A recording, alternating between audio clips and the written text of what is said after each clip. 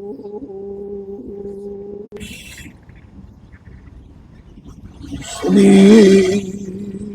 सूर्याय नमः। श्री राधल माताए नमः। श्री छाया माताए नमः। ओम आदिदेव नमस्तुभ्यं। प्रसीद मम भास्कर। दिवाकर नमस्तुभ्यं। प्रभाकर नमोस्तुते। सप्तास्वर्षम् आरूढम् प्रचण्ड्यं कश्यपाध्वजम् श्वेतपद्मधरं देवं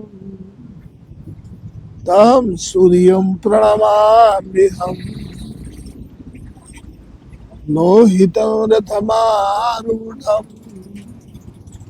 सर्वलोकपितामहम् महापापहरं देवं तं सूर्यं प्रणमाम्यहम्। बन्धूकपुष्पसङ्काशं हारकुण्डलविभूषितम् एकचक्रधरं देवं तं सूर्यं प्रणमाम्यहम्। भुवन भास्कर भगवान जगत साक्षी श्री सूर्य नारायण भगवान आज राशि परिवर्तन किए हैं।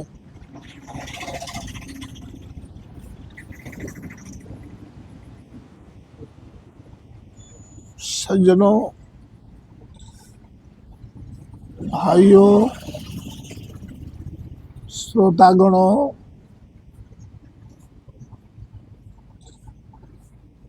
सूर्य भगवान का विशेष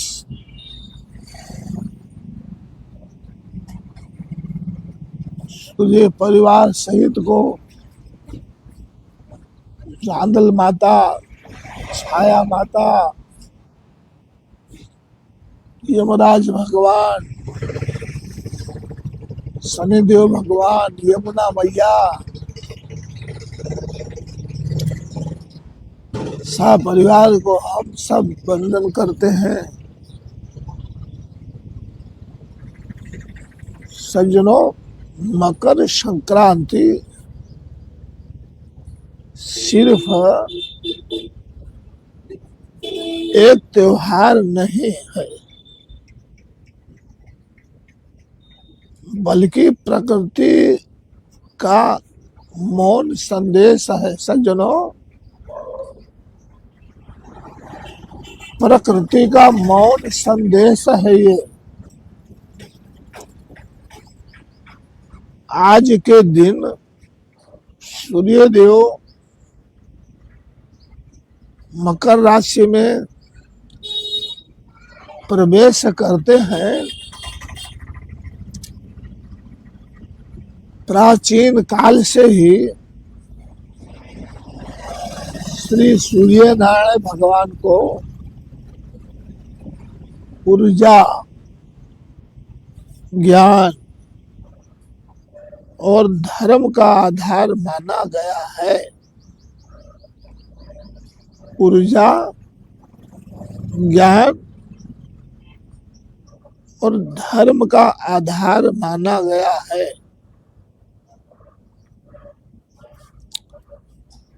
सूर्य देव के इस शुभ परिवर्तन को मकर संक्रांति कहा जाता है और यहीं से आरंभ होता है उत्तरायण।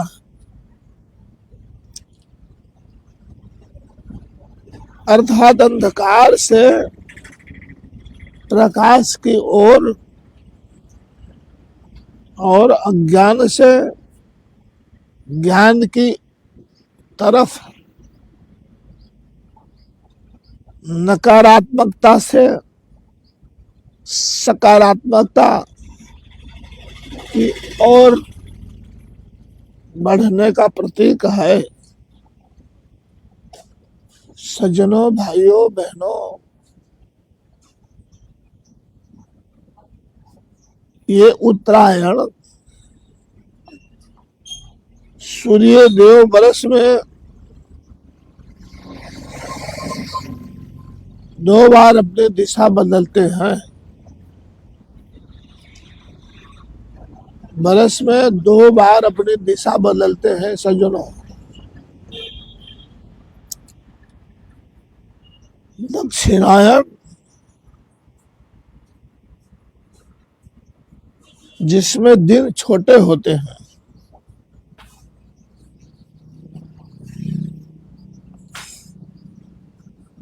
और रात लंबी होती है। उत्तरायण में दिन बड़े और रातें छोटी होती हैं।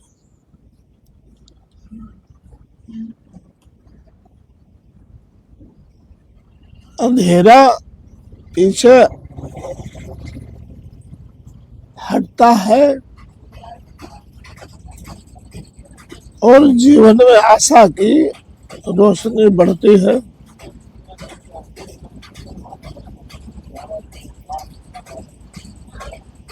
महाभारत में उल्लेख है,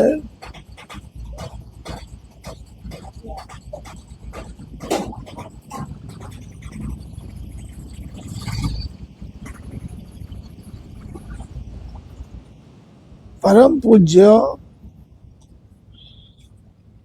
प्रातः स्मरणीय श्री दादा भीष्म पितामह ने अपने शरीर का त्याग उत्तरायण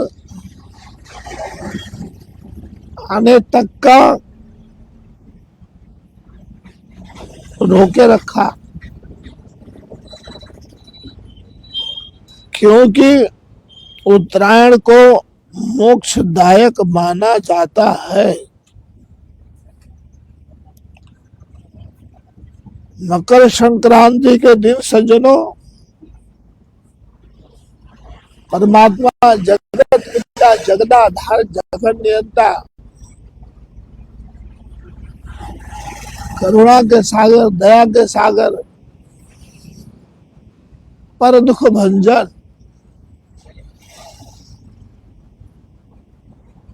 श्री हरि भगवान विष्णु जी के ने भगवान श्री विष्णु जी ने राक्षसों को असुरों पर विजय प्राप्त की, असुरों के सिरों को मदार पर्वत में दबा दिया। कहाँ दबाया? श्री हरि ने, तथा विष्णु भगवान ने असुरों के सिर को मदार मंदार पर्वत बोलते हैं, उसमें उस पर्वत में दबा दिया।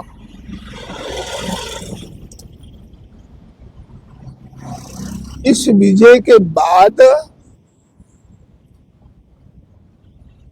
सभी देवता गण आनंद मनाया। इसलिए ये पर्व अधर्म पर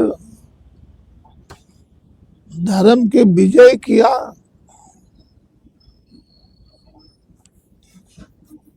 प्रतीक है।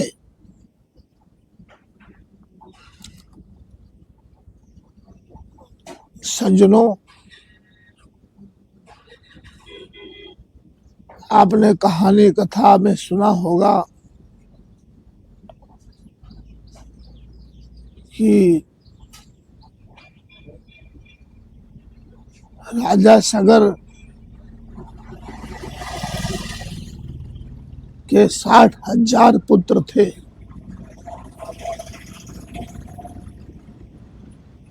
तो राजा सगर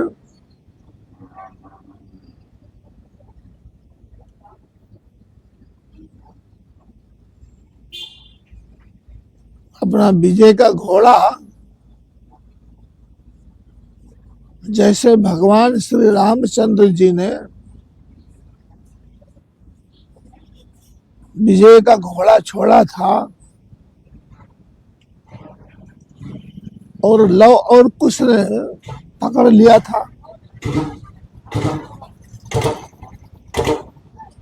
उसी तरह राजा सगर ने भी अपना घोड़ा छोड़ा था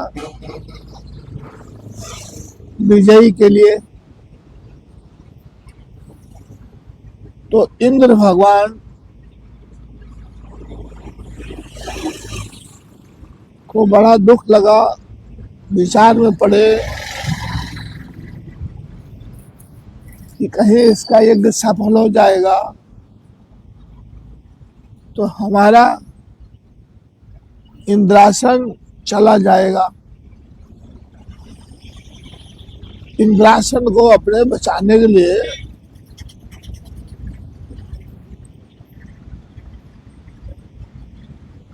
जो घोड़ा छोड़ा हुआ था विजय का, उस घोड़े को पकड़ करके और कलकत्ता के अंदर आता है गंगा सागर। तीर्थों में बखान है गंगा सागर का कि सब तीर्थ बार बार, गंगा सागर एक बार। ये तुलसीनाथ बाबा 1981 में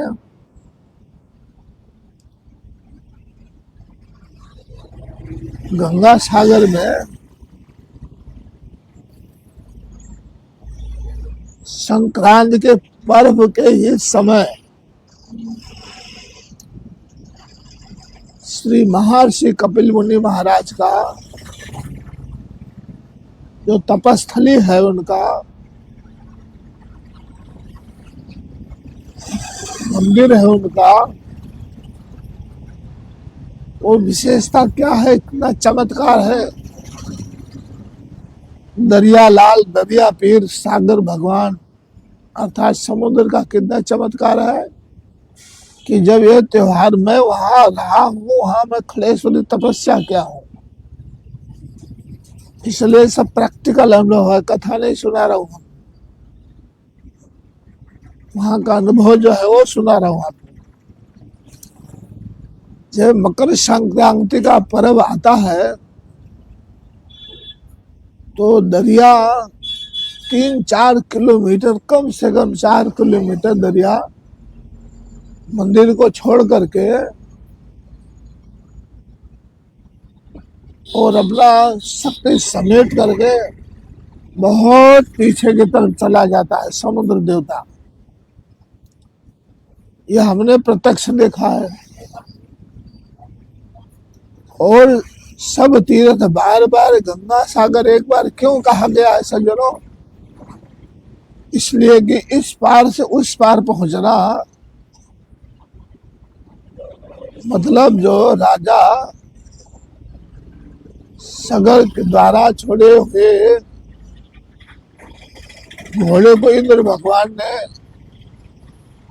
उनकी तपस्थली में इंद्रदेव ने कपिल मुनि के पास में घोड़ा को बांध दिया था। राजा सगर का यज्ञ ना होए, हमारे इंद्रासन बचा रहे। तो आज भी उस समय से लेकर के और ये परंपरा 14 जनवरी का गंगा जी का स्नान प्रभु कृपा से अब बांधा क्यों वहां? इंद्रासन बचाने के लिए। तो जब घोड़ा वापस नहीं आया, पता नहीं चला, तो राजा सगर ने अपने पुत्रों को आज्ञा किया कि सारी दिशाओं में तुम जाओ और घोड़ा को किसने पकड़ा है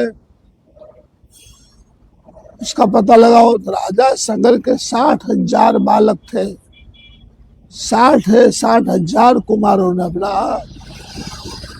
दिशा तय करके और तपास के लिए खोजने के लिए घोड़े को निकले। तो जाके देखा तो कपिल मुनि का आश्रम में घोड़ा बंधा हुआ है। अब कपिल मुनि तो भगवान परमात्मा का अवतार से प्रभु, वो ध्यानावस्थित बैठे हैं, बाहर का कुछ बहाने नहीं है।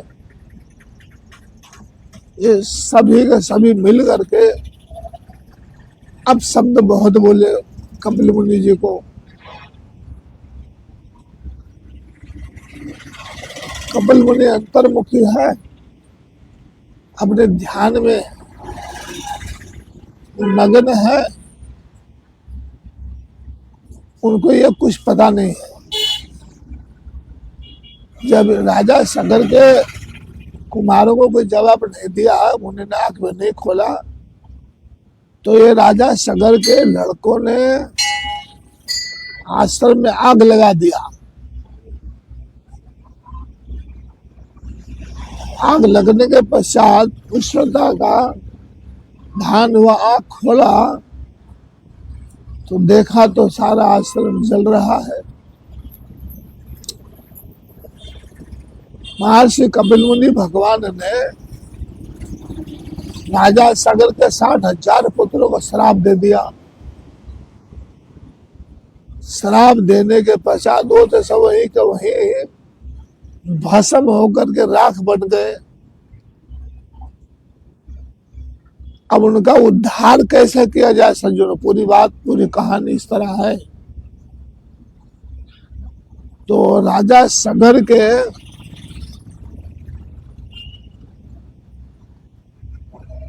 पश्चात राजाओं पे राजा बीतता गया। कोई कामयाबी नहीं किसी को मिली कि हमारे पूर्वजों का उद्धार अब कैसे करें। तो राजा भागीरथ जी ने ऐसी घोर तपस्या किया गंगोत्री में, एक पैर पे खड़ा होकर के, वो भी गंगोत्री में ये बाबा तुलसीदास जाके आए, देखा है प्रत्यक्ष।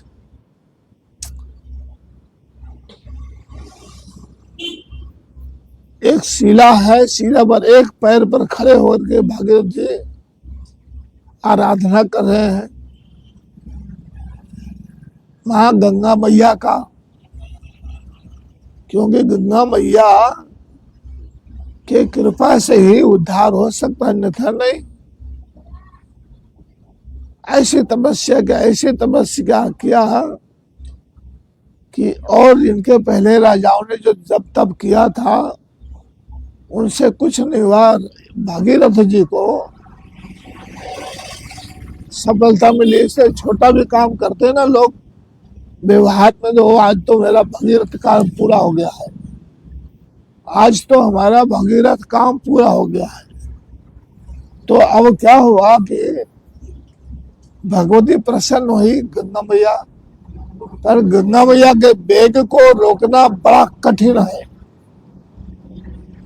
जिसके बस का बात नहीं है।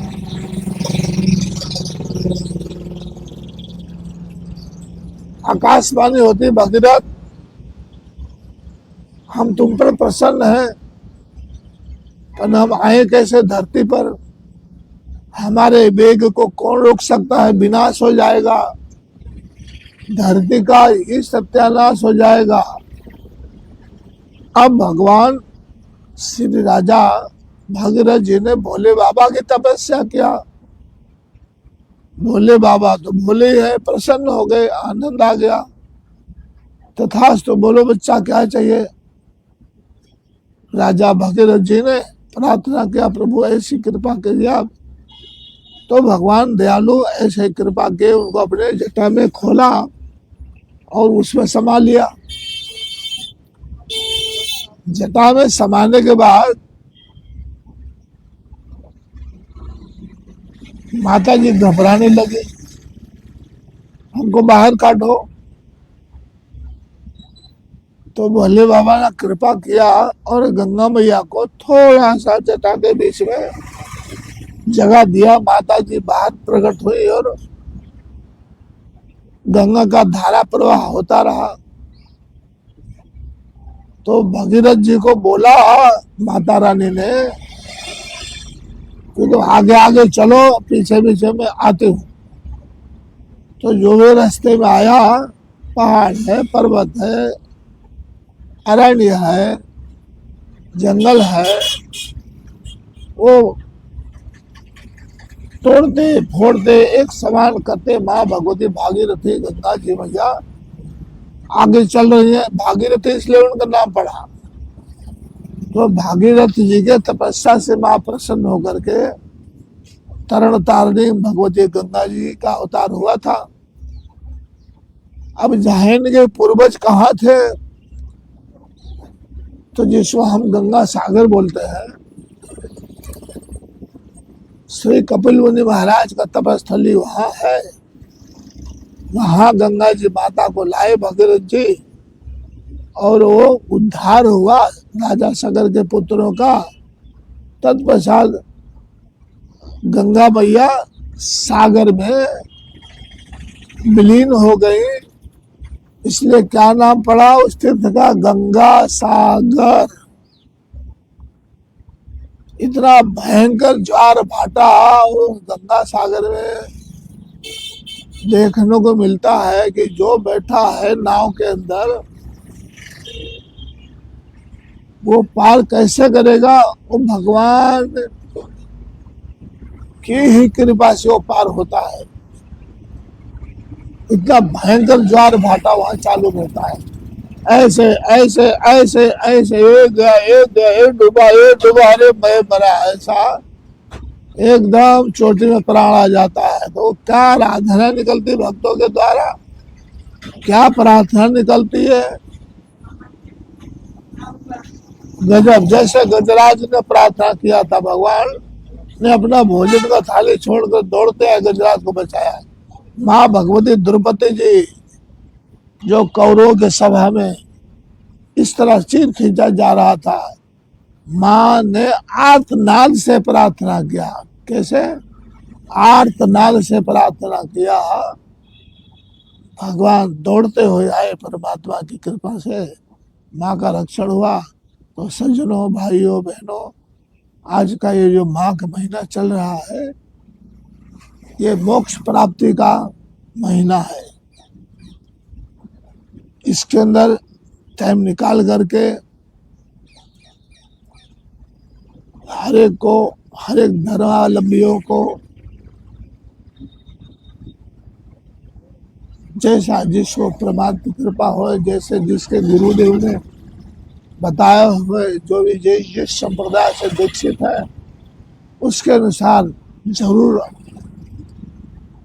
समय को व्यर्थ नहीं करना चाहिए।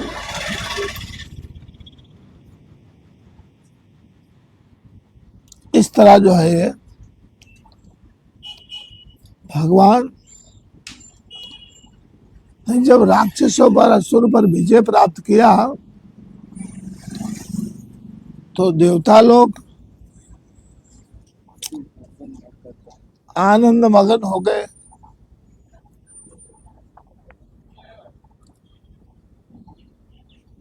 60,000 पुत्रों का भागीरथ राजा जी के प्रयास से, पुरुषार्थ से, प्रयत्न से, खूब तपस्या जब तब किया, गंगा मैया को प्रसन्न किया। गंगा मैया के पृथ्वी पर अवतरण से हुआ। मकर संक्रांति के दिन ही गंगा जी का पृथ्वी को स्पर्श प्राप्त हुआ। देखिए 14 जनवरी का कितना बड़ा महत्व। तरण तारिणी भगवती गंगा मैया की कृपा हुई,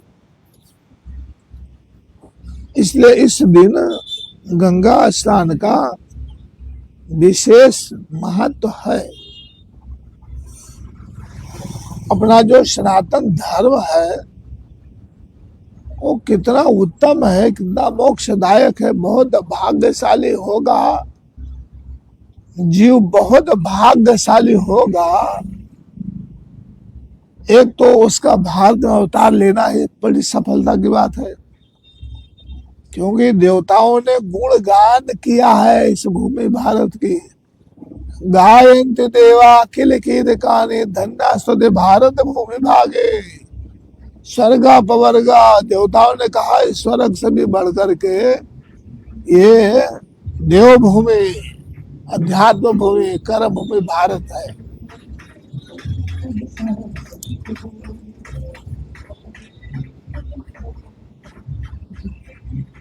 पृथ्वी पर माता का अवतरण हुआ, इसलिए मकर संक्रांति के दिन ही गंगा जी का स्पर्श। यहाँ तक का कहा गया है सज्जनों, गंगे तो दर्शन मुक्ति। हरि ओम गंगे च यमुने चैव गोदावरी सरस्वती नर्मदे सिंधु कावेरी जले अस्मिन् सन्निधिं कुरु।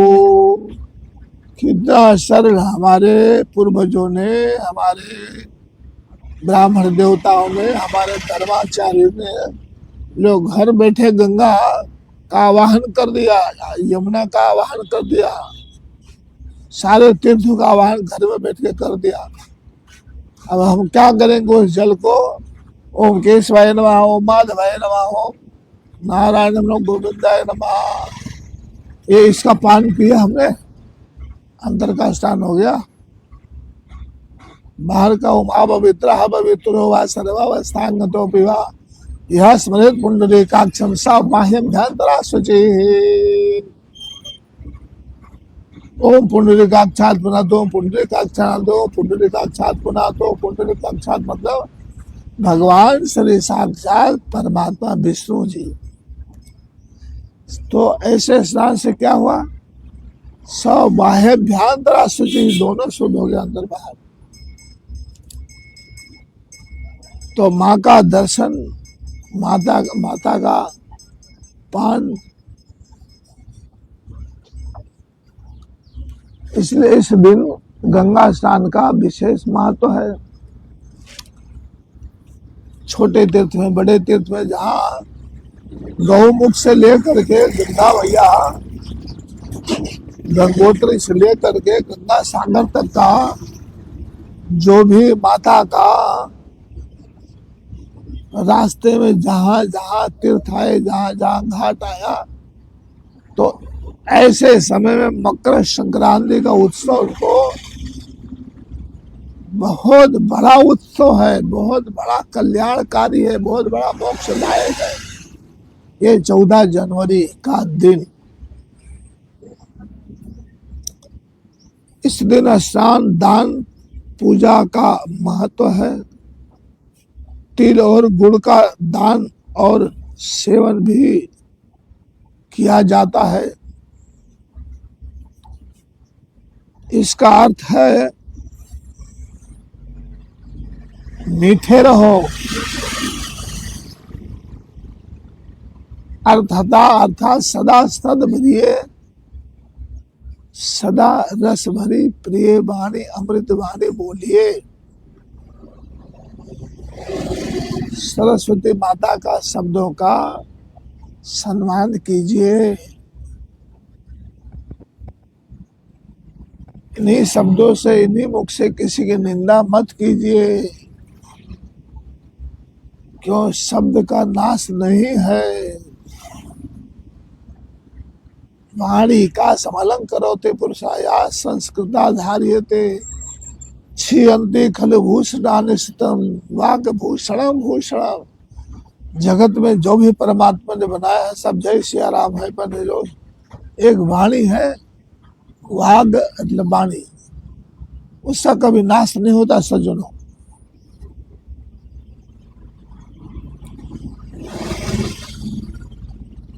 मीठे रहो, आपसी कड़वाहट, ईर्ष्या, देश छोड़ो, आपस में प्रेम बढ़ाओ।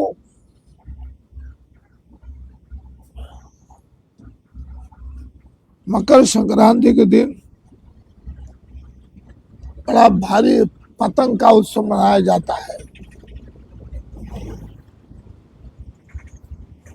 इसके पीछे अध्यात्म बहुत ज्यादा छुपा हुआ है। इसको लोग खेल समझते हैं, मजाक समझते हैं, मस्करी समझते हैं, समय पास करते हैं। इसी बहाने पता नहीं क्या क्या पाप करते होंगे, भगवान जाने। पर ये दिन प्रभु के प्राप्ति का दिन है। जो पतंग उड़ाने का महत्व भी बताते हैं कि सज्जनों ध्यान से सुनिए, सूर्य को, शरीर को सूर्य प्रकाश देना। मैं बरोबर बोलता रहता हूं कि आप लोग तेल लगा के, अभ्यंग सरसों का तेल लगा के सूर्य स्नान करने से बहुत शरीर हृष्ट पुष्ट चकाचक रहता है। रोग तो कई किलोमीटर दूर रहते हैं, आरोग्यता अपना सदा बना रहता है।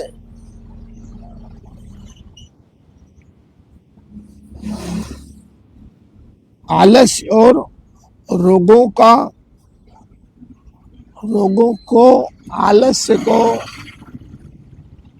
दूर करता है। उल्लास और उत्सव का अनुभव कराना उनकी सच्ची महत्व है। यह इंसान के भीतर नई ऊर्जा, नई स्फुरणा, नई जिंदगी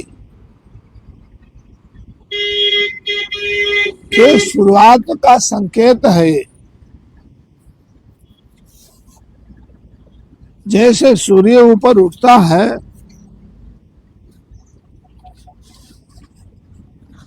जैसे इंसान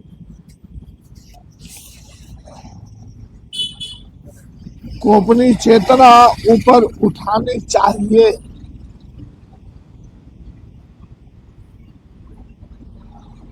अर्थात अंतर्मुखी बनो। सूर्य नमस्कार करो। सूर्य नमस्कार के साथ साथ जो 12 महीने के 12 सूर्य हैं, साथ साथ उनके बीज मंत्रों का भी जप हो जाता है।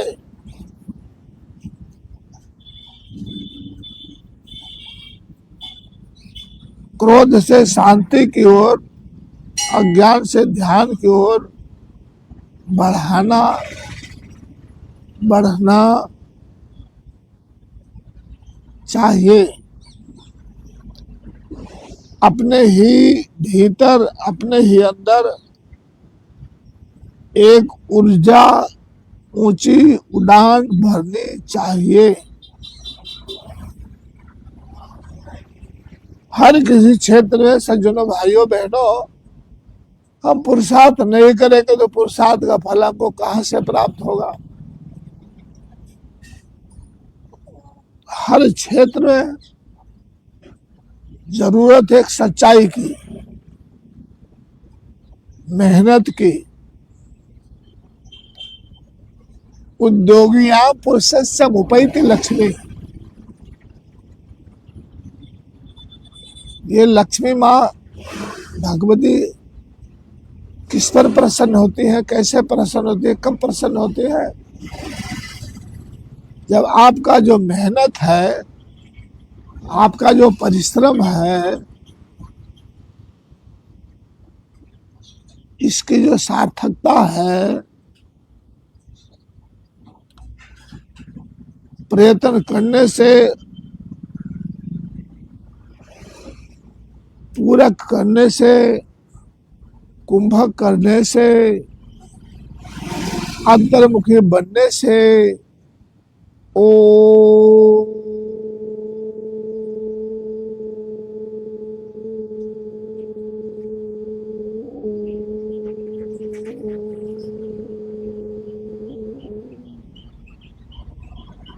जितना हम कुंभक का अभ्यास करेंगे, पूरक का अभ्यास करेंगे, उतना ही शरीर में जो रोगग्रस्त शरीर है वो आरोग्यता को प्राप्त होता रहेगा।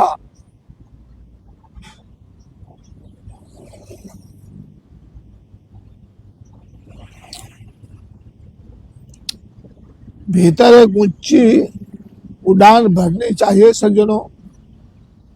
अर्थात हमने अभी आपको बोला उद्योगिना पुरुषस्य उपैति लक्ष्मी, तो पुरुषार्थी पुरुषों को ही माँ लक्ष्मी जी वरण करती है, अन्यथा आलसी टट्टू को कुछ नहीं मिलता है। मिठास और गर्माहट, आग, पुराने दुखों को जलाना, अर्थात पतंग की बात है, पतंग चेतना को ऊपर उठाना, ये सब कुछ प्रतीक है ऊंची सोच की, अच्छी सोच की। सज्जनों का सोच इस तरह होता है, दुर्जनों का सोच अपने को नीचे ले जाता है। मीठी वाणी संकल्प की ओर, मीठी वाणी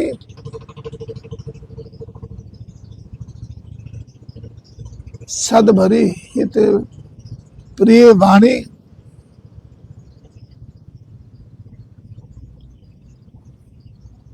संकल्प की डोर से मन को बांधकर विश्वास की ऊंचाई से भीतर ईश्वर परमेश्वर जगदीश्वर जीव और शिव की एकता होती है। आत्मा को उड़ान देना यही उत्तरायण, अंधकार से प्रकाश की ओर उड़ान भरना, अर्थात आप जहाँ हैं वहीं पर बाप दादा ने आलू का व्यापार किया था, तो उसी आलू के व्यापार में नहीं पड़े रहिए। आगे कोई सोचिए, हम साधु बने हैं, महात्मा बने हैं, महात्मा ना केवल उधर पूर्त सज्जनों भाइयों, जो आपको संतों पर, ब्राह्मणों पर, सनातन धर्म पर जो आप संकट को शंका करते हैं, तो जरा आप आके तो देखिए, स्पर्श करके तो देखिए। नास्तिक लोग गंगा में नहीं नहाएंगे। नास्तिक लोग ऐसे जो इस समय पर्व चल रहा है, अब उनको अनुभव भी कैसे होगा? माँ भवानी गंगा जी पतित पावनी बहुत चाहती है हम अपने भक्तों का उद्धार करें, फिर भी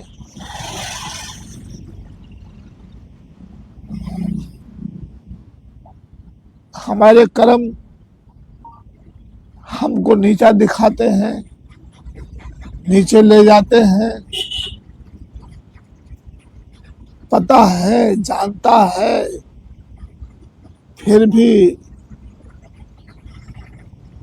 सारा संसार जानता है कि मद्यपान करने से कितना बड़ा शारीरिक नुकसान है,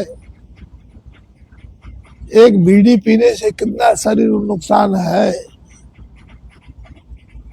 संत लोग गांजा पीते हैं, गांजा, चरस,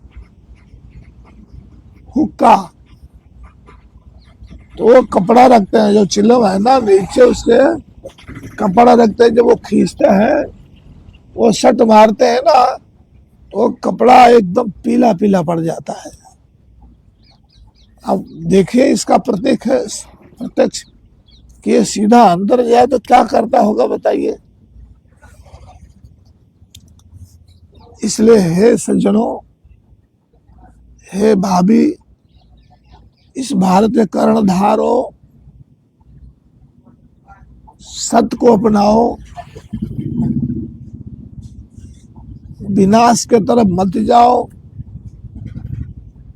किसी प्रकार का नशा मत करो।